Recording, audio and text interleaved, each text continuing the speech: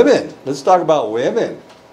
Most theories of crime have focused on men, of course. About 3/4 of all arrests are of men, and almost 85% of the violent crimes are committed by men. There's something wrong with men, obviously, too much testosterone. Something's going on with them. But women are catching up. Okay. Equality. The rate of growth in female inmate populations has been substantial in the last 2 decades. Between 1995 and 2008, the number of women in state and federal prisons has increased by 203%. So congratulations. We haven't seen any female mass murderers yet, or any female shooters, but we're looking forward to our first female gun Don't be tempting person. people, Bruce. I'm sorry. Don't be encouraging. It could happen. It will happen in the future. I'm So- pretty sure. Sociological theories maintain that crime results from social or cultural forces that are external to any specific individual. They exist prior to any criminal act and emerge from social class, political, ecological, or physical structures affecting large groups of people. And of course, this is part of that theory. Muslim shooter, 13 billion Muslims are held responsible for that shooter. Any black shooter they assume that it's gang-related violence. If it's a professional shooter, a national hero, of course, if he's a soldier or a FBI sniper or whatever. And then if it's a white shooter, of course, he's always a lone wolf. He's not a member of a gang. That's the assumption. So they have all of these sociological theories out there. All Muslims are bad. Of course, there aren't 13 billion, 1.3 billion. It's 1.3, not 13. 1.3 billion Muslims. Are all of them bad people? Well, I have a former student from Bangladesh who's Muslim, and he just came back to the United States. So we'll see if he, blows himself up or something, or shoots anybody. I doubt if he's a really nice guy. I don't think that's going to happen. Biological theories, very handsome man too. They tried to get him to make movies, but he doesn't speak loud enough in Bollywood because he's so attractive. He's also kind of short. So. Biological theories stress genetic influences, psychological abnormalities, and biochemical irregularities. Note little empirical evidence that either sociological or biological theories independently predict criminal behavior. So we can't look at a baby and we can't determine if that baby is going to be a criminal. We can't look at sociological factors and say all the kids growing up in this neighborhood are bad people and therefore they should be arrested. However, we have seen this in certain areas, especially in the South. A lot of times they will say, well, if you're African American, you've got 1 strike against you. If you grow up in a poor neighborhood, that's 2 strikes against you. So all you have to do is 1 bad thing and you're off to jail. And this is a point of fact. When I was living in Mississippi in the 1990s, 1994 through 1997, I had students who were African American, but they were all female. I didn't have any African American males. One of the reasons is because, and I asked this lady, she was complaining that she had nobody to date. And I said, well, why don't you date white guys? And she said, no, there's something wrong with white guys. But I said, well, where are all of the guys you graduated from high school with? She said they're either dead, they're in prison, or they're on probation. And so she wouldn't date any of these individuals. And it's mainly because the assumption of the court was that if you're black and you grew up in a poor neighborhood, and of course if you're black and you live in Mississippi, you always grow up in a poor neighborhood. All you have to do is 1 bad thing or 1 assumed bad thing, and that individual was taken off to jail. And you didn't see him again for 5 to 10 years. And they sent them to Parkman. And another lady that claimed that the only men worth dating were men who had been to Parkman. Parkman is the state prison in Mississippi. So she claimed that they were the only fun guys. They knew how to have a good time, which doesn't really make sense if you think about it. Anyway, I wasn't going to argue with her. Psychological theories emphasize that crime results from personality attributes that are uniquely possessed or possessed to a special degree by the potential criminal. Of course, we try to figure out what the psychological aspect of your crime was. Why in the world did the Las Vegas shooter, what the hell was that guy's problem? Why in the world did he just start killing people? Well, we'll see where he goes. We've already predicted where he's going to go. And there he is, gone to the seat that we thought he was going to go to. Okay, way to go, Travis. Way to be predictable. So here we have Travis sitting down in the chair that we knew he was going to sit down in. So psychologically, we knew that that's what he was going to do. But what about that Las Vegas shooter? Does this make any sense whatsoever? There was a shooting over the weekend, wasn't there? Somebody shot and killed 3 people someplace. Now I can't remember. I need to read the news more. There was the guy that shot and killed 6 people in California, in Bakersfield. Just ran around town shooting people. This was last week. Why is all this taking place? Is it interesting to you that all of these shooters are white? Is that important? You know, the majority of people living in California are Hispanic. But here we have, I know, so here we have a white guy that's blasted people in Bakersfield. I don't know what that's all about. You've ever been to Bakersfield? So you got to figure all this stuff out, psychological factors. So anytime something happens, like the shooter in Las Vegas, why? So we want to know why. We need an excuse so we can figure out what is actually going on. So maybe we can stop it next time. So should we take all the guns away from white people? Well, they're the ones that run the NRA. As it turns out, the NRA is being financed by Russian oligarchs. Now, what is this all about? Why? And they're white Russians too. White Russians. Which doesn't have anything to do with race. White Russian doesn't have anything to do with race. It has to do with whether they were born in the part of Russia that's in Europe or the part of Russia that's in Asia, actually. So it doesn't have anything to do with anything. Social psychological theories bridge the gap between the environmentalism of sociology and the individualism of psychological or biological theories. So sociologically, where did that Las Vegas guy grow up? Do we know where he was from?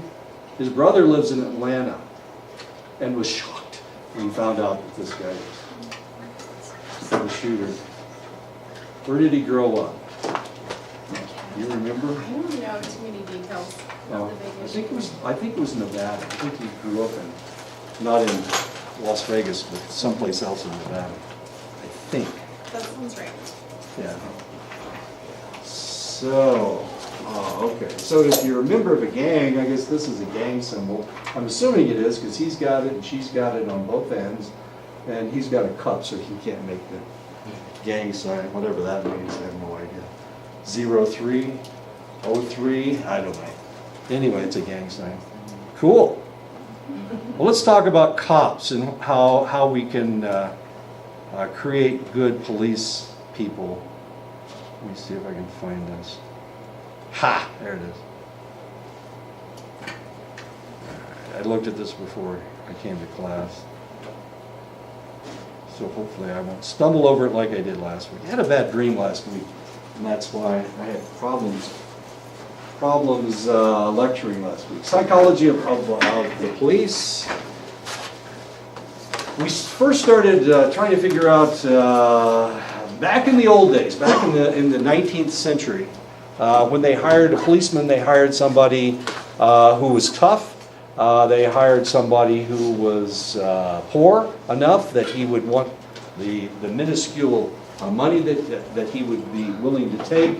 And as it turned out, interesting minorities, strange minorities, became police officers. If you think about the 19th century into the 20th century, what group of people became police officers more than anybody else? I'm thinking of gangs of New York. Who were the police officers in New York? Italians. I'm sorry? Italians. Actually, they were the last people that ever became police officers.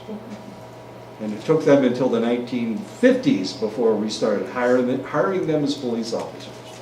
But if you watch an old movie from the 1920s or the 1930s, what will the police officer's name be? Of course, this is mostly in Boston and New York, but it's also Irish, the Irish.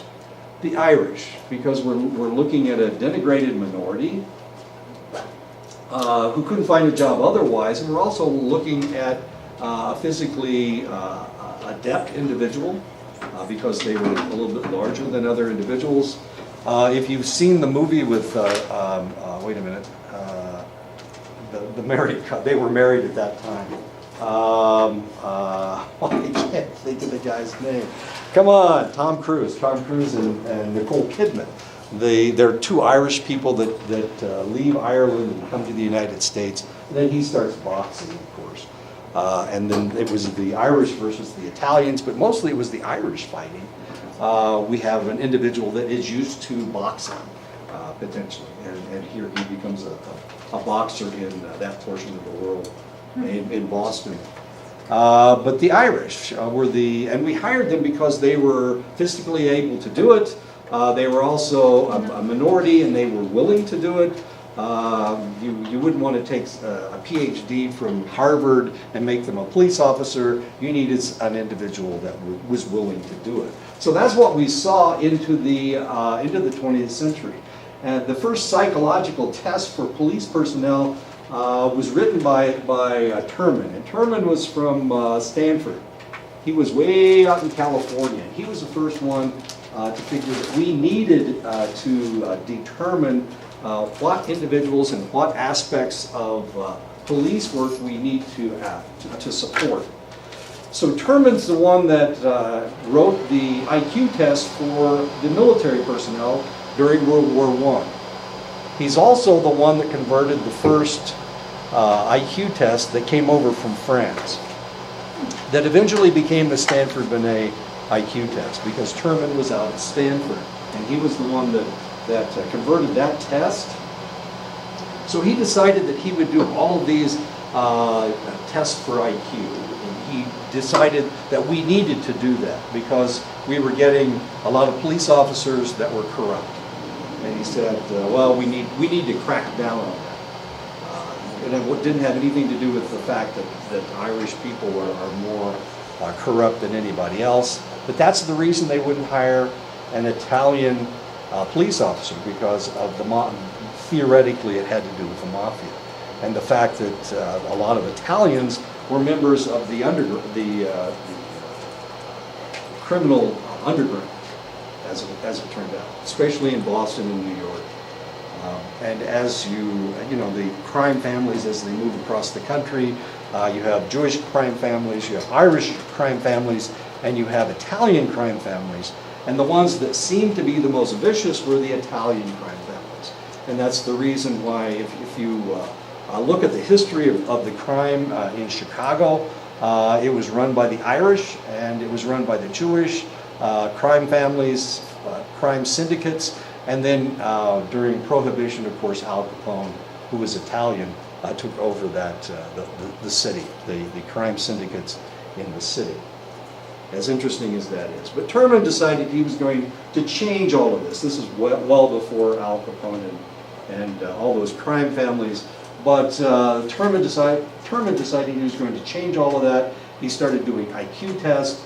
Terman is the one that did the longitudinal study looking at geniuses in California to see how the dynamic changed over time, whether these individuals lived longer than other individuals that were not geniuses. And as it turned out, this has just ended because these people are in their hundreds and most of them are gone now. All of them are gone now because he started doing this in the 1920s and 1930s. So most of those individuals that he was doing the longitudinal study on are now dead. But we, of course, have followed that. We followed them for several decades, and we determined what the attributes were for individuals that were highly intelligent. And of course, that was Terman's thing. It was IQ tests. He's the one that came up with the alpha and the beta test. during World War I. And he also did psychological evaluations for policemen, and this started in 1916. Terman found that the average IQ for the applicant for a police officer was 84. 84 seems kind of stupid at this juncture in our history, but the reality is that IQs have been going up for decades now. Since the 1950s, they've been steadily increasing. So 84 was fairly average back in 1917. What he discovered when he looked at all the soldiers in World War I was that they were just barely above the moronic stage.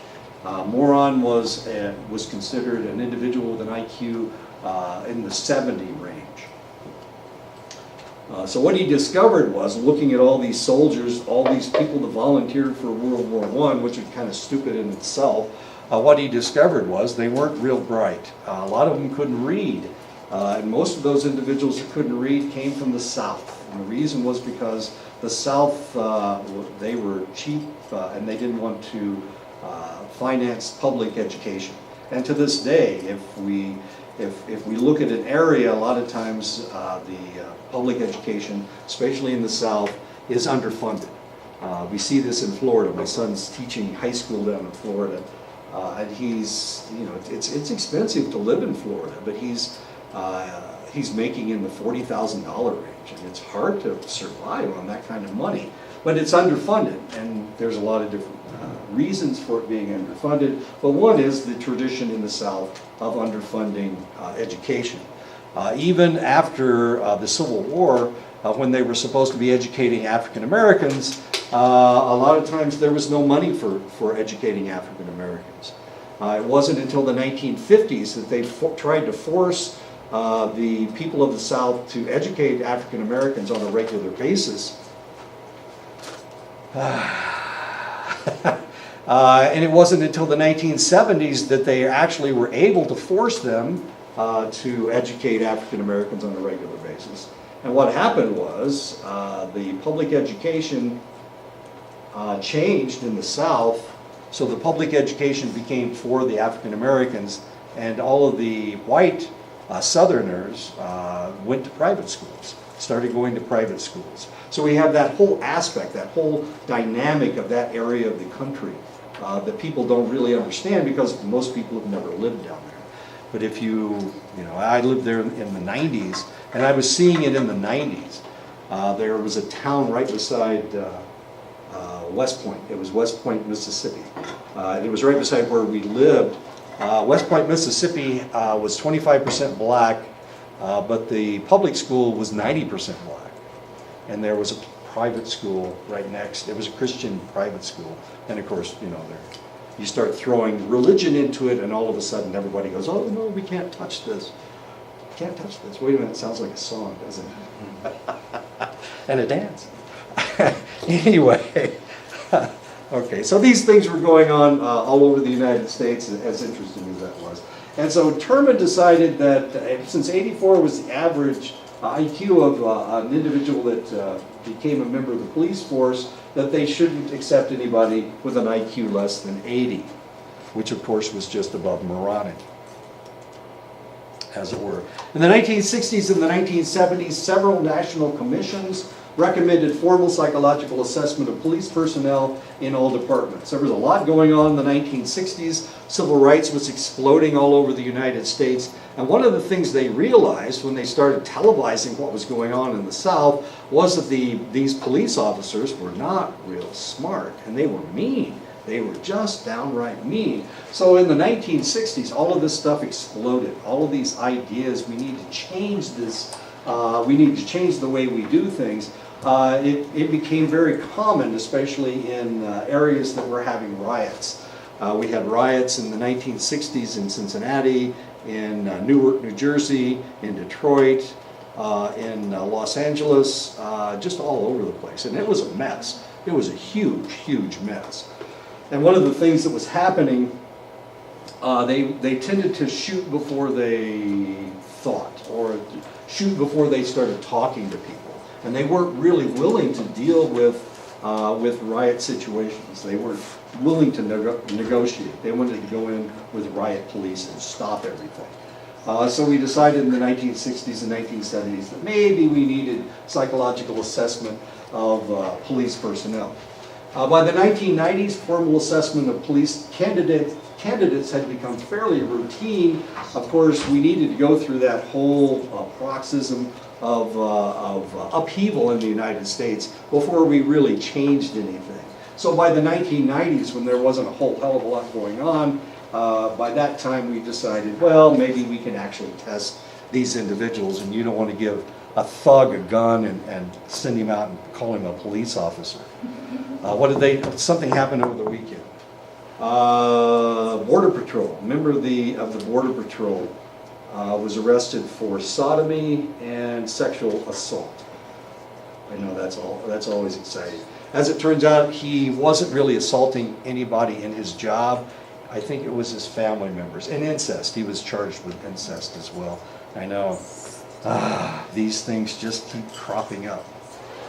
Psychological evaluation of police applicants focuses on selecting candidates who appear most psychologically fit, or on eliminating individuals who appear least suited for police work. As you can imagine, and as you're going to find out, as you're going through Introduction to Counseling, some people just can't do it. It just doesn't fit. It's the same way with police officers. You don't want somebody who gets really upset when they see something horrible happening. You don't want them crawling over in the corner and not being able to function. You don't want somebody a police officer who will not respond to a situation. It looked like that's what was happening at Parkland. The Parkland shooting, the guy killed 17 people and wounded 21. And the police that were there on the scene would not go into the building. And at first they thought that the individual was cowardly. As it turned out, he retired. He stopped being a police officer. He didn't want to go in and face the shooter. And that was a problem. And they weren't able to get anybody to go into the building, which is one of the reasons why the Parkland shooter was able to escape. Because the police didn't go in for an extended length of time. They waited until SWAT came before they actually went into the building and cleared it out to find out who the shooter was. And by that time, the shooter had not really changed his clothes, but he dropped his weapon. He'd gone to an area where he hadn't been to shoot people, and he just melded with the rest of the students, and eventually he just walked away. And then eventually, of course, they caught him. But the policemen, the initial police response was to secure all the areas that they knew where the shooter wasn't. And of course, potentially it was they needed to confront the shooter because he was able to pick and choose his targets.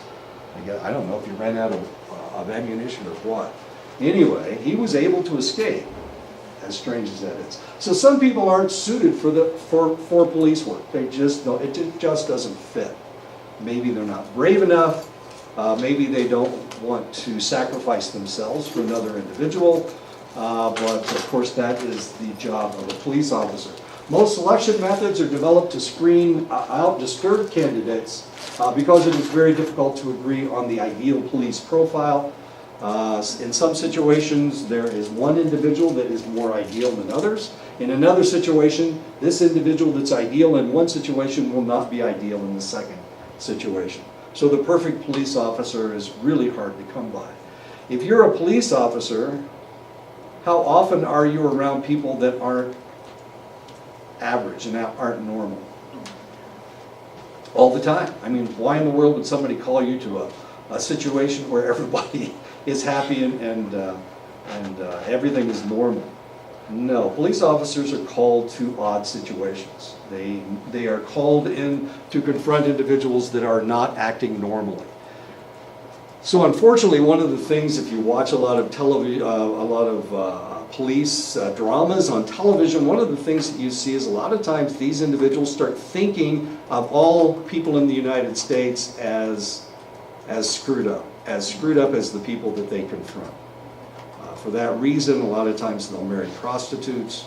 because these are the people that they're used to being around. So it's just really kind of an interesting situation, a really strange situation. If it were your task to select a police officer from a pool of applicants, what psychological qualities would you look for? These are some of the qualities. If you can think of anything that we need to add, we can add something. They need to be incorruptible. Too often we find police officers that are on the take for one thing or another. Maybe they don't think marijuana is bad enough, so they allow anybody that they see who are pushing pot or smoking pot, they just let them go. But they need to be incorruptible. Maybe they don't think crystal meth is a bad thing, and they're making a lot of money by taking a bribe to allow these people to function. But we need people that are incorruptible. We need individuals that are well-adjusted. So there's not a specific circumstance that makes them angry. They need to be relatively well-adjusted. They need to be people-oriented. You don't want an individual that, like Monk, I don't know if you've ever watched Monk on television, but he was OCD, he had a lot of problems. And he really couldn't function around people. That's why he needed somebody to wander around with him. I don't know, she was his helper or something. Anyway, he couldn't function on his own. He wasn't well adjusted. And he wasn't people oriented at all. He couldn't talk to people. They need to be not overly emotional. I mean, if you react with emotion, eventually you're going to pull your gun and shoot somebody that you shouldn't be even pulling your gun on. They need to be dedicated to their job. They need to be relatively disciplined, and they need to be logical. A lot of crimes go unsolved because the police officers that are responding to the situation are not logical. And they don't see things from a normal point of view. They see things illogically. A police officer should be of high moral character. The police officer must treat all citizens fairly and within the rules of the law. Reports of officers accepting bribes or framing innocent suspects is especially disturbing, and of course we see this from time to time, planting evidence on individuals, having a shooting incident and then planting a gun on the individual that they've shot, because either they thought he had a gun or they just wanted to kill him. And of course that's not right. They need to treat everybody the same. The vast majority of police officers in the United States are white. The vast majority of people in the United States are white. But unfortunately, and this happened up in Ferguson, Missouri, the police department was primarily white, but the population that they were servicing were primarily black. So here we had white police officers dealing with black individuals. And as it turned out, there was a degree of racism in the police department. They, after the whole Ferguson shooting, they looked at the emails from the police department, and they were circulating racist emails. One showed Barack Obama, who was president at the time, as a monkey, which is not a very nice thing at all. I mean, he was president of the United States, and here you're depicting him as a monkey rather than as a human. So, and that was part of the determination about the police department in Ferguson. Here, 70% of the people in Ferguson were black, and 100% of the police department were white. So there was a degree of, there was a disconnect taking place. And besides that, they were fairly racist. So they need to be incorruptible, police department does. They need to be well adjusted. I know I got this guy adjusting somebody else's tie. That isn't the type of adjustment I'm talking about. A police officer should be able to carry out the stressful duties of the job without becoming seriously and continuously affected by the stress. It is very stressful. It's extremely stressful, especially if they are called out in a dangerous situation over and over and over again. As it turns out, if you've ever been around police officers, there are some police officers that are what they refer to as snake bit. These individuals, every time there's a bad situation, they're the ones that get called out. So and it happens in threes, as odd as that seems. They have 3 bad situations in a row, and they come one day after the other. It's really kind of fascinating. And then you'll have another police officer that his entire career he won't draw his gun.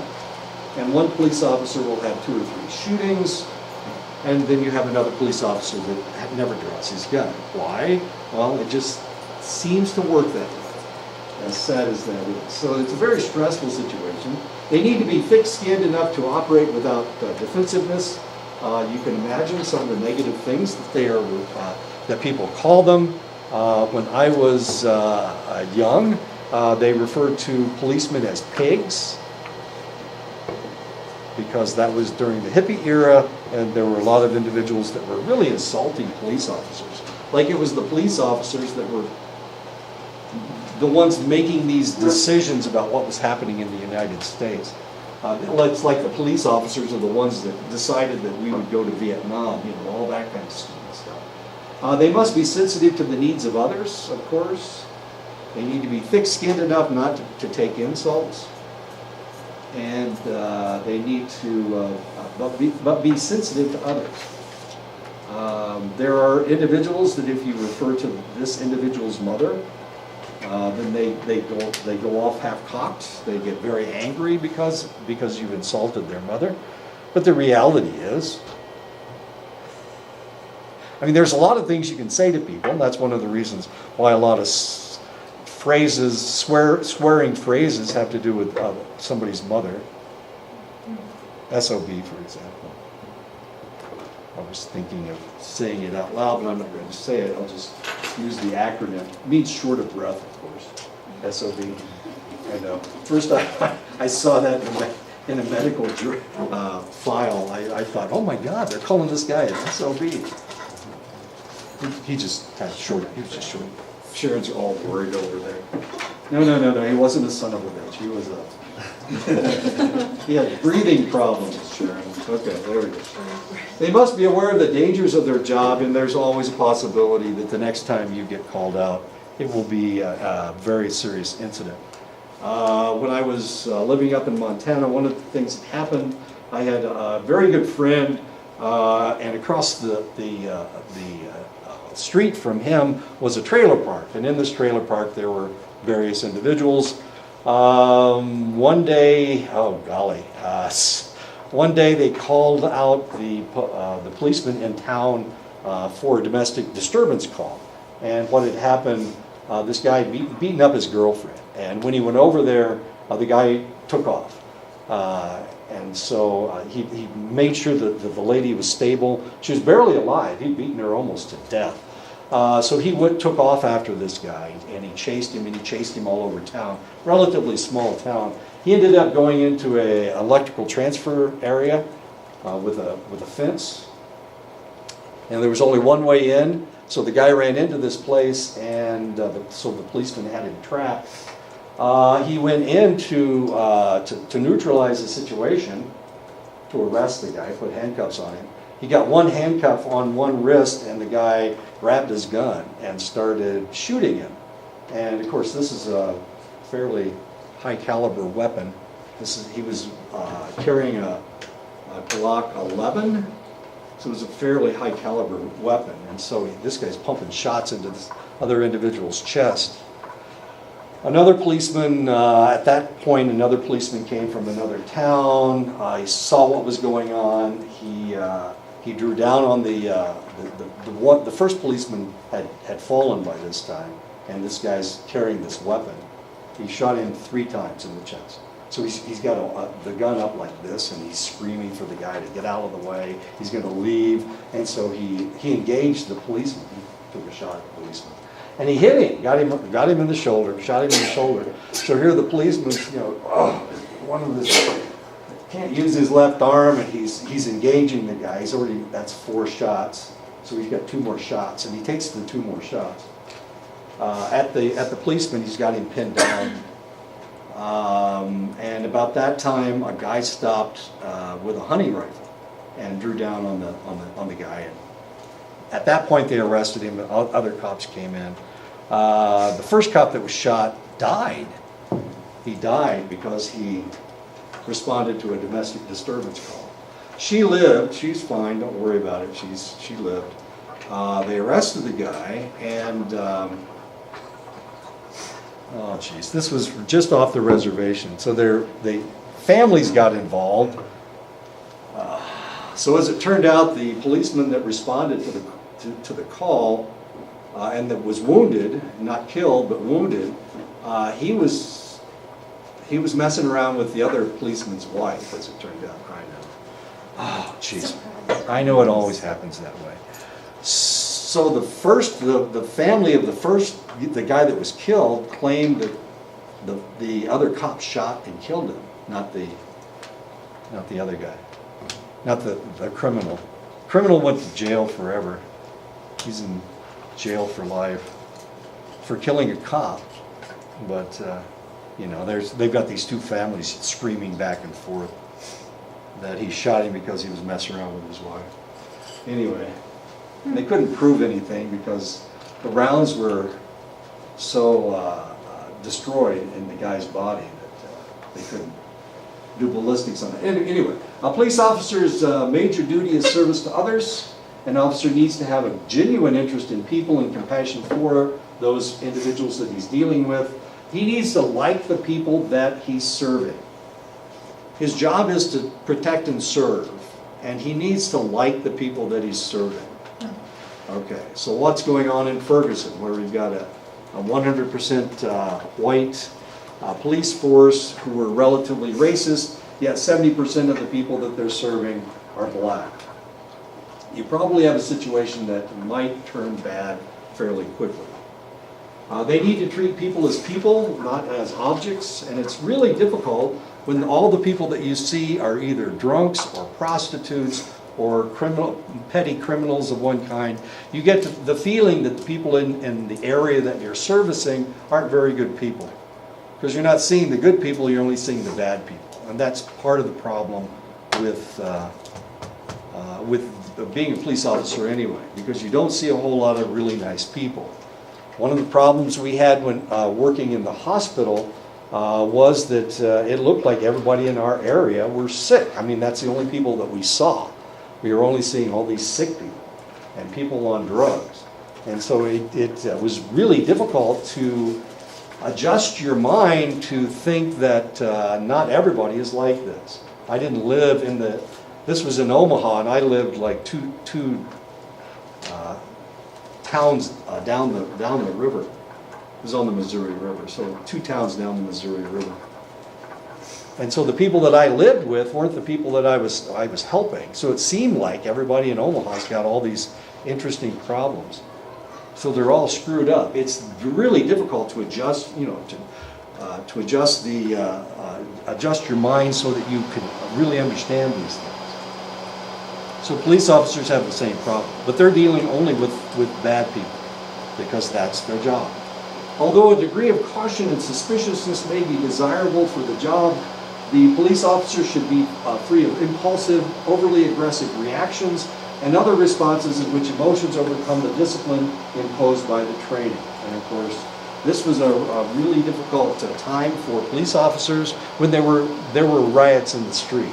This is what happened in Charlottesville. One side was the conservative right, the neo-Nazis that were marching. Of course, they were marching, they had a permit to march, and there were protesters that came in to protest the fact that these individuals were allowed to march. So a lot of the police officers had to keep the individuals that didn't have a permit to march. They had to keep them away from the other group, and the one group they had to allow march. And of course, it got very emotional. The two sides started fighting each other. So what do the police do? Do they just let them fight, or do they go in and try to stop them from fighting? What do they do? What do you think should have happened?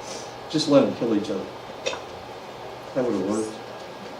Well, they had to stop it because that's their job.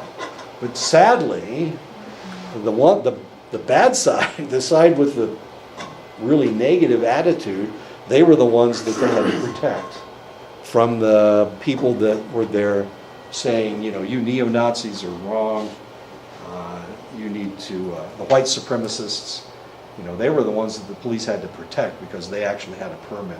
So it got really skewed. There were really some strange things that happened. And that's if you've seen the video of the individual discharging a weapon at the black protesters, he was arrested, by the way, for discharging a weapon within 20 yards of a school. He was right in front of the school. Anyway, officers should be committed to their jobs and not be inclined toward frequent lateness or absenteeism or have personal problems that interfere with this commitment. I was living in Oklahoma.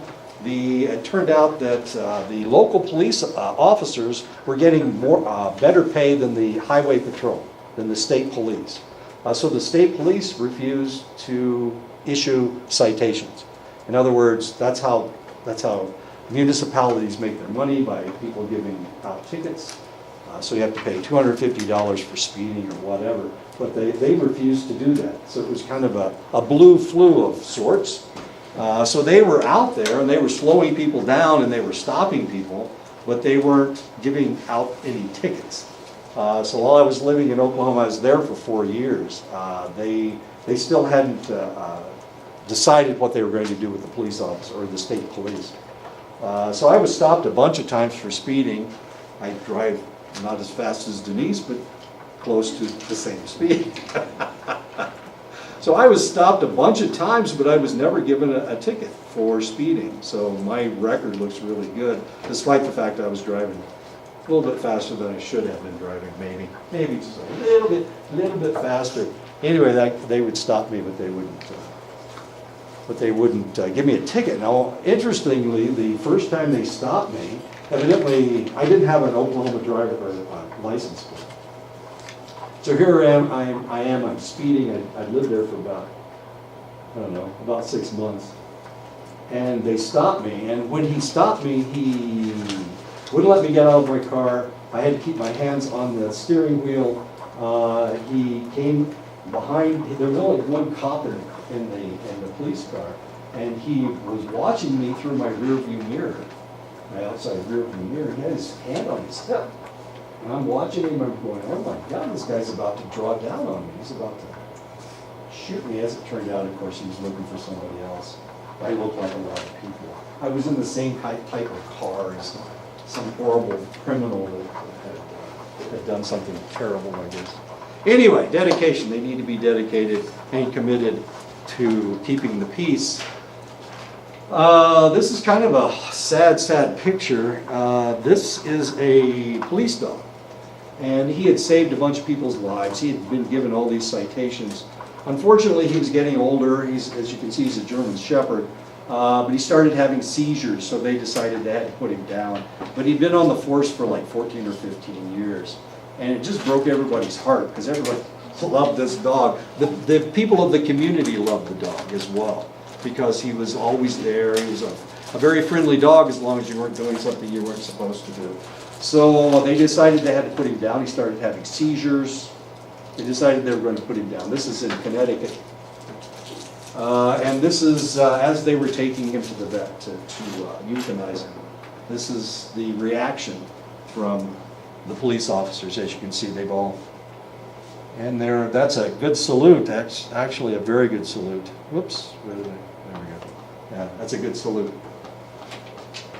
I don't know if you've seen military personnel or people on television. My God, they salute so badly. My God, you think, geez, you're supposed to be in the military, dude. Well, why such a bad salute? But as you can see, all these guys have a good salute. And of course, everybody's crying. This guy's... That sergeant's crying. As you know, we don't care if people die, but when animals die, it breaks our hearts. As strange as that is. Police officers should be team players, able to function effectively within a chain of command. This includes the ability to give orders to supervisees and to accept orders from superior officers, of course, because sometimes you have to do what you have to do. Logical, police officers should be able to examine a crime scene and develop hypotheses about what happened and what characteristics might be present in the lawbreaker. And this is known as, of course, deductive analysis. You need to be able to deduce what's going on. So I've got a scenario for you. This is in a small Connecticut town. They really didn't have any detectives in town, so they called this guy in to look at a cold case. They had found a skeleton that had been, the individual had been dead for 3 months. There wasn't a whole lot of material there to deal with because they're dealing with a skeleton, and they wanted this guy to figure out who in the world this person was. So this detective came, they hired a detective from outside, from New York City actually, and he came to the small Connecticut town and he looked at the skeleton. And this is what he deduced from what he saw. He looked at the individual's teeth and he found that they had no dental work. So from that he assumed that the individual wasn't wealthy because they didn't have any dental work. They had no union insurance. It was a union area. Connecticut is a union state. So they must not have had any union insurance, and they must not have had enough money to have dental work done. So he looked at the teeth, found that there wasn't any dental work. Normally you can identify people by their teeth, right? You can take it to a dentist, and they'll look at the teeth, they'll look at the x-rays of the teeth, and they will determine who the individual is. So you can identify people by their teeth. But this individual, of course, they had tried that, and of course there was no dentist in town that had ever seen these teeth before, so they still couldn't identify the individual. So the detective determined that it was a poor person who did not have any union insurance, because union insurance would have paid for dental work. They looked at the missing persons report. The assumption was that if this was somebody that was known in the community, that eventually, of course, since they weren't there, if somebody would miss them. But there was no missing persons report. So they assumed that the individual was single and they were living alone.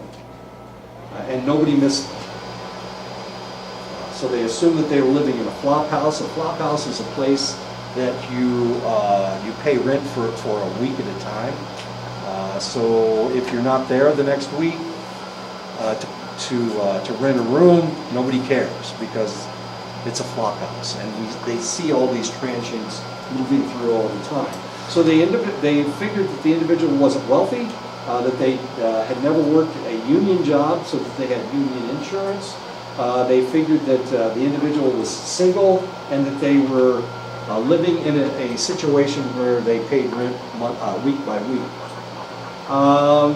So what he suggested that they do, he suggested that they wait until April. In April, of course, since everybody pays taxes, they would find out if this individual had paid.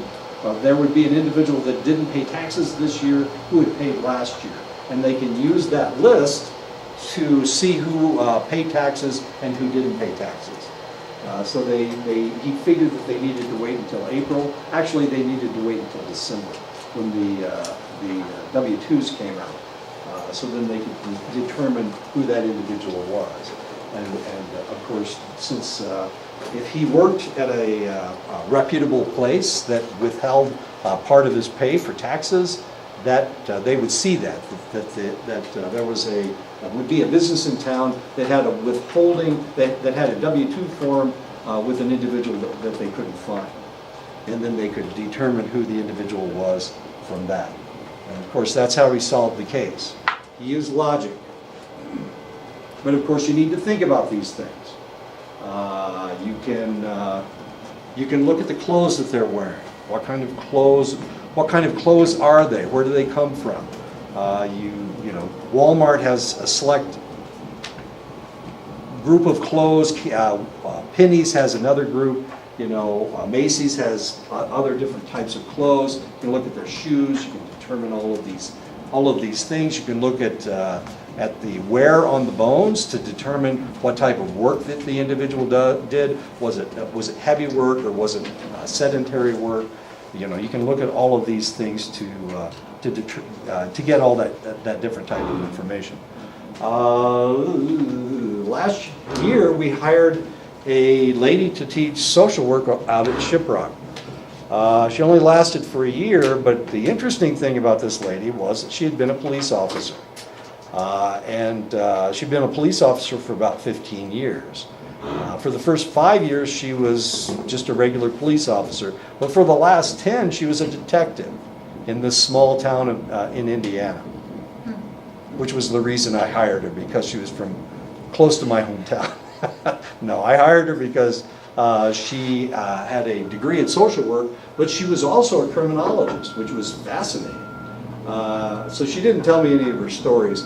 But when we were interviewing her, we discussed the fact that she'd been a detective and that she had this deductive reasoning, this type of thinking, how she would look at a crime scene and that she would determine select things from, you know, if you've ever watched CSI, you understand what I'm talking about. You know, how did the blood splash on the wall, and you can tell where the shot or the blow came from. You know, all of these things. And she did this all automatically when she went into a crime scene. Really fascinating. Psychologists to evaluate police candidates rely on personal interviews. Usually personal interviews are the first thing that they do. They'll interview the individual to see if they potentially will fit in the situation. Observations of candidates in situations that reflect real-world police work, and usually this is done at the police academy. So they will observe them in real-world situations, and then of course they will give them psychological tests. And we will talk about those types of psychological tests. Potentially you've only heard of one or two of these psychological tests because they have specific tests for police officers. They don't normally take the same battery of tests that you would give to somebody that you were thinking maybe had schizophrenia or depression. Interviews are widely used despite evidence that interviews are subject to distortion, low reliability, and questionable validity. The problem is that when you get a group of individuals that are interviewing somebody, what they're looking for is somebody that's just like them. They're looking for their twin, right? That's why I hired the lady from Indiana, because she was, well, she had short hair just like I did. Didn't have anything to do with the hair. The reason we hired her, oh, I told you the reason we hired her. But usually people are looking for people that are very similar to them. So you get a police department where, you know, if the chief, the police chief is a jackass, then all of a sudden you get all these cops that are jackasses too, because those are the people he's going to hire. He's going to hire people that act and talk just like he does. That's what happened at Ferguson. They determined that the police chief is the one that sent out the email depicting Barack Obama as a monkey. So if you've got a police chief that is racist, then he's going to hire more racist policemen, because those are the ones that look good to him. They look like him, therefore he assumes that they will be good police officers. Reliability does seem to be increased by the use of structured interviews, those in which the wording, order, and content of the interview are standardized. As long as it's a structured interview, you're usually okay. If you use an unstructured interview, a lot of times you're getting into personality, and that can be a problem, because of course you're going, with the racist police chief, you're going to get racist police officers, people that look just like they do. But if it's a more structured interview, of course, they can't really control the questions that they ask, and they don't get into personality nearly as much with a structured interview. Situational tests, for example, the foot patrol observation test use tasks similar to those done by officers on the job, and of course this is to determine if they will react properly in a negative situation. These tests are designed to predict performance in the academy and on the job. A lot of times, the individual, you will not be able to determine how this individual is going to react until they do go to the academy, the police academy. Police academies last anywhere from 24 to 40 weeks, depending on how intense the training is. And depending on the state, each state has their own police academies. So the police officers from the Navajo Nation probably go to the Arizona Police Academy. They may go to the BIA Police Academy, which is kind of interesting. Select reservations, a lot of times they will have problems. The police chief is elected, and sometimes they will get a corrupt police chief who will hire his cousins and nephews and relatives to be the other police officers. So we get a whole corrupt system.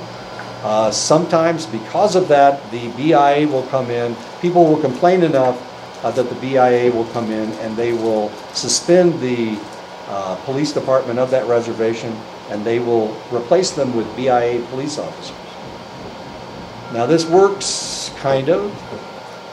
There are negatives and positives to this. When I was living in Montana, there were 3 reservations that lost their police departments because they were so corrupt. And they replaced them with BIA police officers. But the problem was, think about it. So who are these BIA police officers? Where do they come from? This is a problem you only see on the reservation. Where do these BIA police officers come from? Remember I said that they have a BIA police academy. So a lot of times they recruit them off of other reservations. Okay, so let's say that somebody from the Navajo Nation is a BIA police officer or has gone through their academy. So they're looking for somebody to go up to the Blackfeet Reservation. So where do these people come from? Well, they come from all over the United States. They're Indians from all over the United States. People that have gone to the BIA Academy. So now we've got individuals that don't know anything about that portion of the world. They don't know anything about the personalities of the individuals that live there. They don't know anything about the politics of the families that live on that reservation. Now all of a sudden we've got a whole different police force, and they don't do things the same way. They do things the BIA way. And of course they're not from the same tribe, so they have no clue. They don't know the taboos. They don't know the personalities of the people living there. Now we got another problem. But is it better? And the question is it better to have a BIA police force there or a corrupt police department there? That's the question.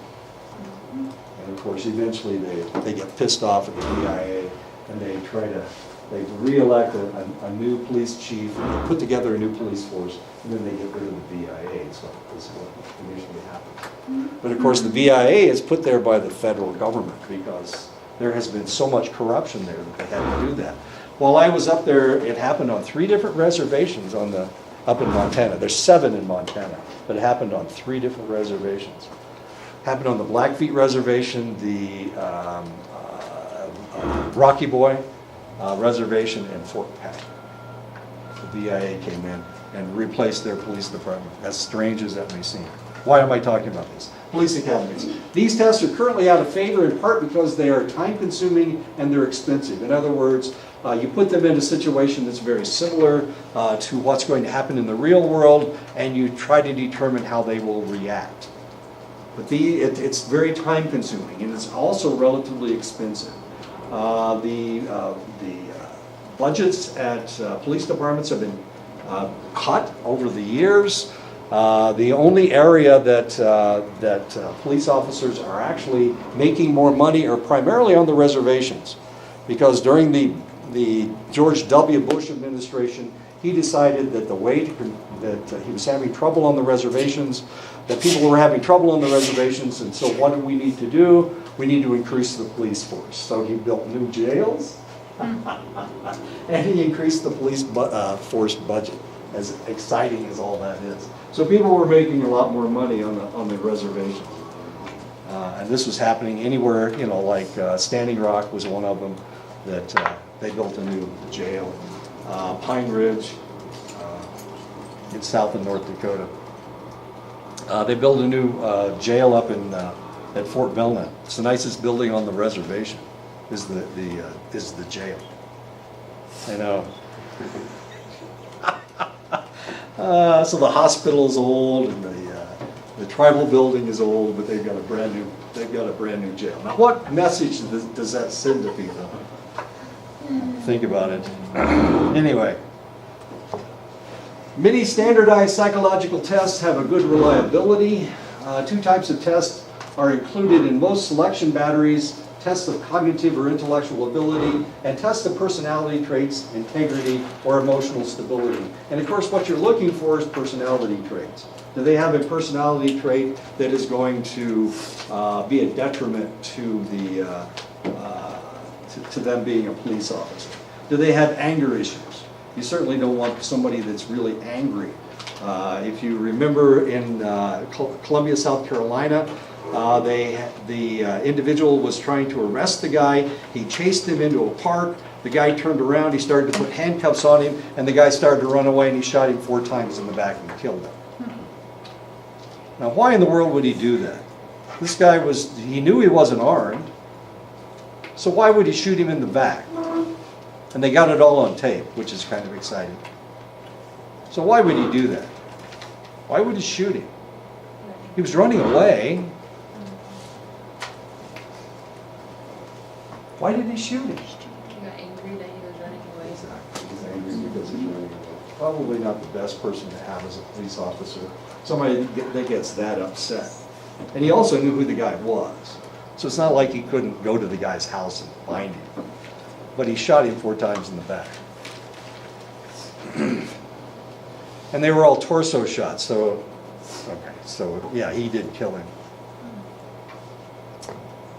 Intelligence scores tend to correlate fairly strongly with the performance of police recruits in their training programs, but are weakly related to police performance in the field. So unfortunately, of course, you can't give somebody a test to find out if they're going to be a good cop. It just doesn't work that way. It works as far as their training program is concerned, because their training program is relatively specific. But getting out in the field, of course, now all of a sudden you've got emotion, you've got dangerous situations. When somebody's taking a test, the only danger is not passing, of course. It's not going to scare you. Your adrenaline's not going to start flowing. Unfortunately, the tests don't have a whole lot to do with performance. The Minnesota Multiphasic Personality Inventory, the famous MMPI, the one that they use for police officers is the 2008 revision of it, the MMPI 2RF. That's the one they use for police officers. This really works. It really works for police screening. And one of the reasons it works so well is because it identifies all of these negative things that potentially the individual can suffer from. Hypochondriasis, will they be sick all the time? Depression, hysteria, psychopathic deviance. And we do, well, obviously, we've got the one Border Patrol guy that was just arrested for molesting his family. So psychopathic deviance, masculinity, femininity problems. Will they have a problem with individuals who are transgender? Will they have a problem with LGBTQ problems? Individuals with that in that situation? Will they have a difficult time dealing with that because they don't understand LGBTQ individuals? Are they paranoid? Do they suffer from anxiety, psychasthenia? Are they schizophrenic? My goodness gracious, that's a good one to find out. Are they hypomanic? Do they get excited easily? Are they impulsive? And of course, are they social introverts? And usually, of course, if somebody's a social introvert, then they do not make a very good police officer because they don't want to talk to people. They'd be a great cop. Just sit in their car and watch people. One personality test developed specifically to identify psychologically unsuitable law enforcement candidates is the Inwald Personality Inventory. I couldn't find a copy of it. It would have been fascinating to see what the questions were, but of course this is all, I would have had to spend a bit of money to find this. It can predict poor job performance better than traditional tests of personality and psychopathology, such as the MMPI and its revision. And of course, the MMPI is a good test to give because you get to see all of these different things. So no matter what your problem is or whether you have any problems at all, you will get scores on all of these aspects. Hypochondriasis, hysteria, depression. You'll get a score for each of them. So if you're normal, they should be right in the middle. You shouldn't have too much or too little. Okay. So you'll always get a score on everything. So despite the fact that you may not be schizophrenic, you'll still get a score as far as schizophrenia is concerned. Studying predictive validity using actual police performance on the job as the outcome is time-consuming and expensive. So most departments do not do this. And unfortunately, they should. Of course they should. Otherwise, they're going to have a shooting incident that they're going to have to deal with. But which one costs the most money? This is really kind of sad that we're doing things by your budget. And if you don't have enough of a budget, you can't test your police officers frequently enough, as sad as that is. But the reality is you have to operate within a budget. Positive relationships between screening results and performance by police recruits and training have been found. So the more that you test these individuals, the more that you evaluate them, the more likely you're going to find problems that you need to address fairly quickly.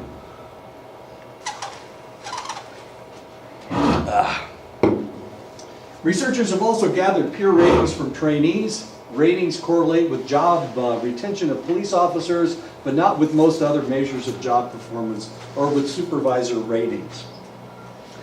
So you can ask a police recruit, would you want this guy as your partner? Would you want this individual as your partner? Now here's the bizarre part. When they did studies looking at police recruits, one of the things they discovered was the guy that stood beside him, the guy that sat beside him in class, was the individual that he befriended that individual. And they became, well, a couple doesn't sound right. It makes it sound like they were romantic. But they became friends. And because of that, the person that they sat beside was more likely to become an individual that they would want as their partner. So one of the things, if you ever watch these movies or television shows, a lot of times the individual that they sat beside will become their friend in the police department. And they will refer to this individual as, oh yeah, that's the guy that was my partner during academy or something. And of course then one of them's bad and the other is good. And, one can't believe the other one is actually bad. It's really kind of interesting. Validity studies of problems. For example, respondents try to fake good. And of course, usually when you take these tests, you try to pretend that you're better than you actually are. You try to answer it the way you think that they want you to answer it. And that's not really what you should be doing. And this is one of the reasons why when we have a serial killer, it's so difficult to identify that select individual. Because when he does take a test, when people see him out on the street, he's acting one way, and when he's killing, of course, his personality is completely different. And for that reason, he's very difficult to catch. Usually, if we have a serial killer, a lot of times they have to turn themselves in before we can catch them. As sad as that is. We don't have the ability to see people beyond the way that they're acting right now. We can't assume that they're, I can't look at Denise and tell that when she goes home, she beats up her husband. I can't tell that just by looking at her because she acts so nice in class, right? You are sitting beside her, so I assume that is relatively true. We can't see beyond what people are demonstrating to us right now. As a result, and of course psychologists can't tell either. Well, we can. A lot of times we fool ourselves. We might see something that looks negative and we might assume that that's not really a negative. That I missaw what is going on. Okay. So sometimes we need to react to our own instincts rather than what we wish were going to happen. And of course, wishful thinking is huge. I want everybody to be happy, so I see everybody as happy, potentially. That's what is happening. But if somebody is depressed, Arlene's back in the back, eating or whatever. If she's depressed, I need to see her as depressed, because I need to talk to her about it. But of course, we try to pretend that everything's okay. We make excuses for people, as strange as that may seem. So we shouldn't do that. We should use our instincts, and we should see these things. I got into trouble. I get into trouble all the time. Try to think. Usually by your own doing. I know, it was last week. I identified something negative with a select individual, and I talked to somebody about it. And it turned out I was right, but they were trying to act like everything was okay. So everybody agreed, well, despite the fact that a negative thing is happening, we'll pretend that nothing is happening, because otherwise we'll have to do something about it. As a result of life-threatening incident or other indicators that an officer is psychologically impaired, police administrators can order an officer to undergo an evaluation of fitness to continue performing his or her duties. And of course, we see this all the time in movies and on television shows. They go through some kind of a traumatic event, and of course they need to take their gun away from them for two reasons. One, they don't want them to shoot anybody else, and they don't want them to shoot themselves. But they have to take their gun away from them and put them on desk duty until they can be reevaluated.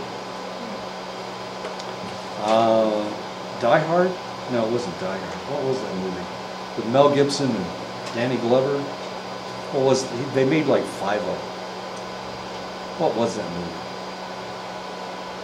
I can't remember. Anyway, if you remember, Mel Gibson's character was always supposed to be having a psychological evaluation because he was a sniper in Vietnam. They needed to evaluate him.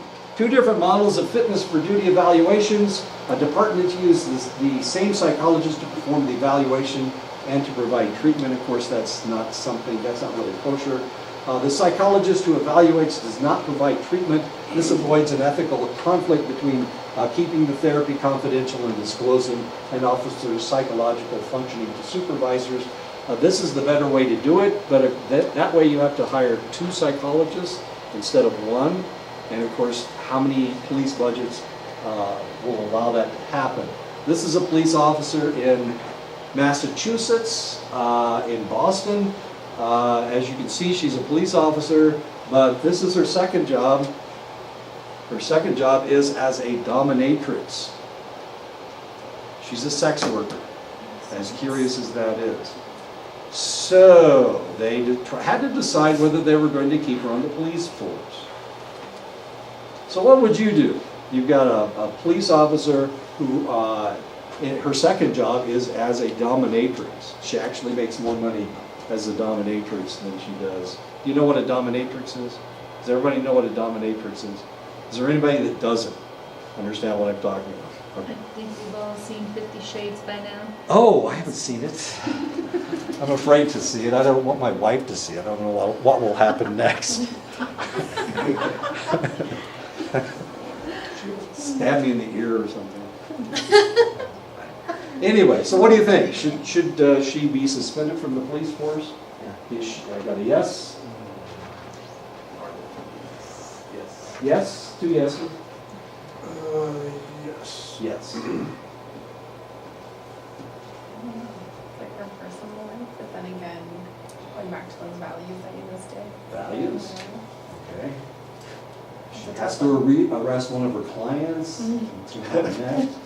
Get down on the ground. Lick my boot.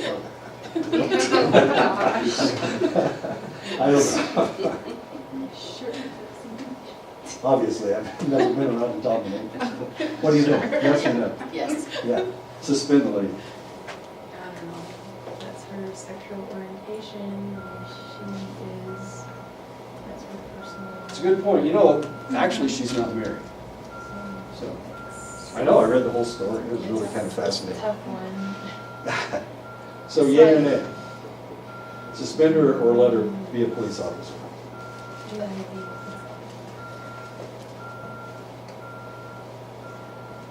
Pretty tough lady. She beats people up. Look at the gloves she's got.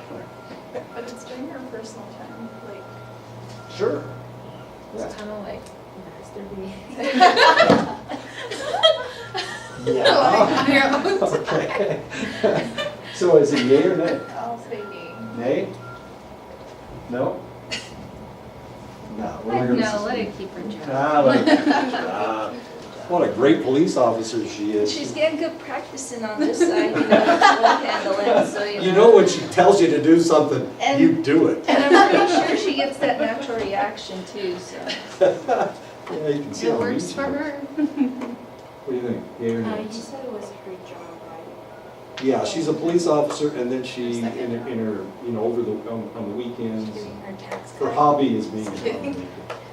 She actually makes, like I said, she actually makes more money as a She paying homemaker. for her taxes on the side.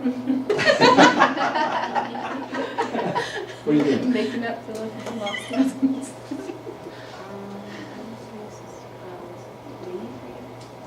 You got the suspender? Yeah. Yeah, suspender, okay. No, don't suspend her. Just suspend her? No, don't suspend her. Okay. Interesting, this went to the Massachusetts Supreme Court.